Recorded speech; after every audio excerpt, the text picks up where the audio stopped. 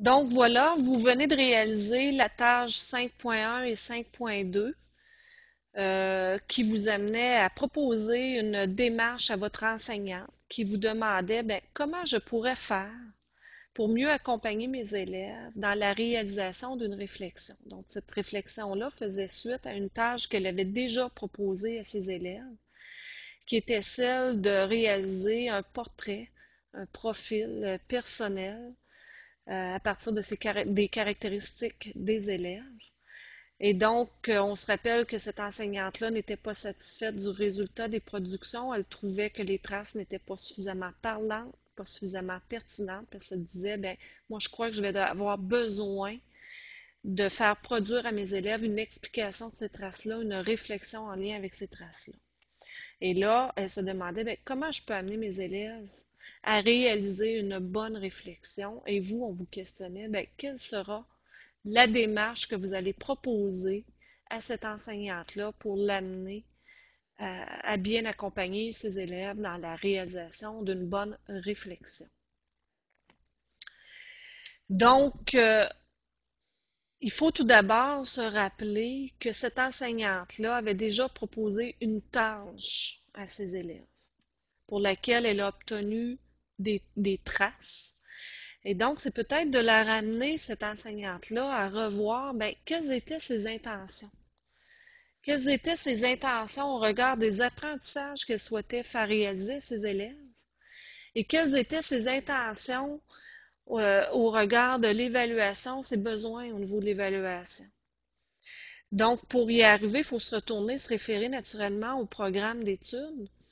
Et donc, par exemple, celui du projet personnel d'orientation, on a quand même une compétence qui s'appelle se situer au regard de son orientation ou une compétence qui porte sur la consolidation du profil personnel.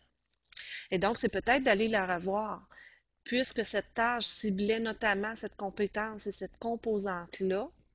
Donc, d'aller revoir ses intentions et de l'amener vers l'outil de planification pour établir avec elle, quel critère est en lien avec sa tâche. Donc, ici, on a un critère qui s'appelle pertinence d'une réflexion et quel élément favorisant favorisant la compréhension de ce critère-là est ciblé, et la même chose pour les éléments observables et quelles seront ses exigences. Donc, il faut déjà que l'enseignante ait en tête ses intentions d'apprentissage qu'elle vise en lien avec le programme d'études et le critère ou les critères d'évaluation ciblés, de même que les exigences qu'elle aura. Donc, une fois qu'elle a bien en tête toutes les exigences, qu'elle aura pour soit une étape donnée, soit l'étape 1, soit l'étape 2 ou l'étape 3. Les éléments sont ciblés. Mais là, après ça, elle est en mesure de proposer une tâche de réflexion à ses élèves et de les guider dans la réalisation de cette tâche-là.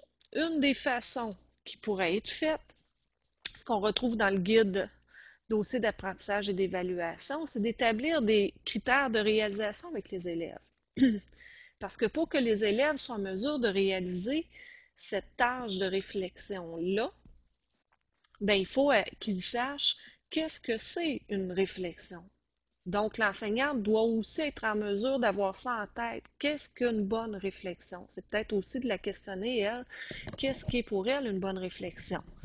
De sorte qu'elle puisse faire le même exercice avec ses élèves.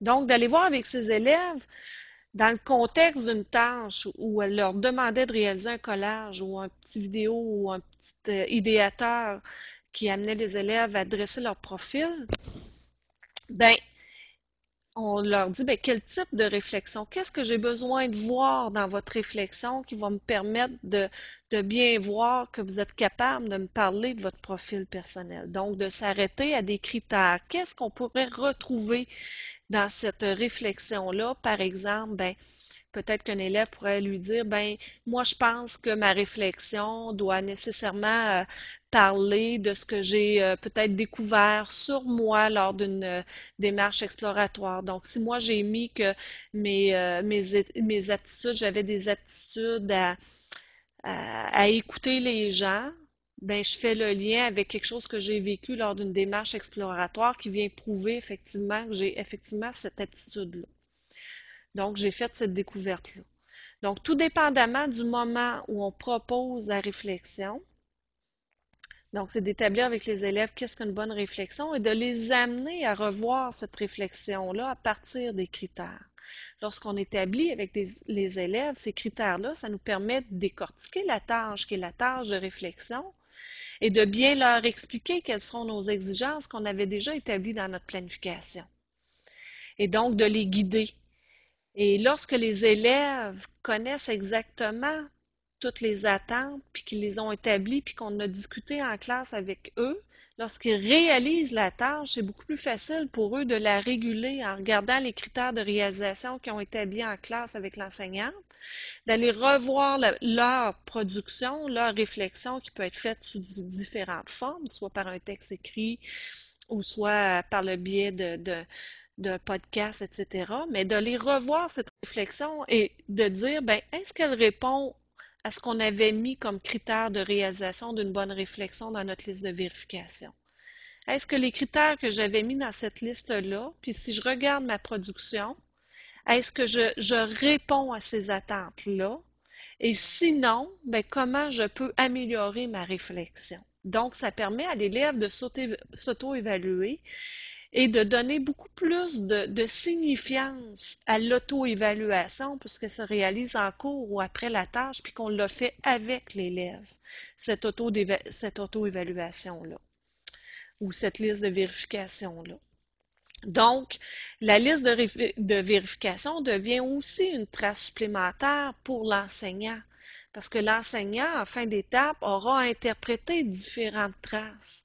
Donc, interpréter, oui, le collage, oui, l'explication ou la réflexion, mais aussi l'auto-évaluation qui devient en soi aussi une trace pour l'enseignant qui voit que l'élève est capable de s'ajuster, d'améliorer sa réflexion, puis pourquoi il le fait. Donc, de voir des apprentissages qui étaient difficiles de voir autrement que par l'explication et la réflexion.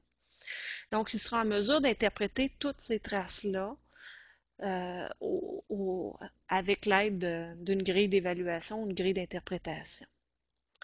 Donc, je crois que la démarche importante à faire réaliser à l'enseignante, c'est peut-être de revenir à rebours à partir d'une tâche donnée, d'aller revoir mais quelles étaient tes intentions, tes exigences, et puis ça, par la suite, l'amener vers comment on le fait maintenant en classe, comment on établit des critères de réalisation en classe avec les élèves et qui nous permettent de venir construire notre liste de vérification, etc. Donc, l'élève, maintenant, il est beaucoup plus autonome à réaliser sa réflexion et à s'auto-évaluer. Donc, voilà la démarche sur le visuel que vous avez présentement. Je pense que c'est quelque chose qui pourrait être récupéré aussi avec vos enseignants.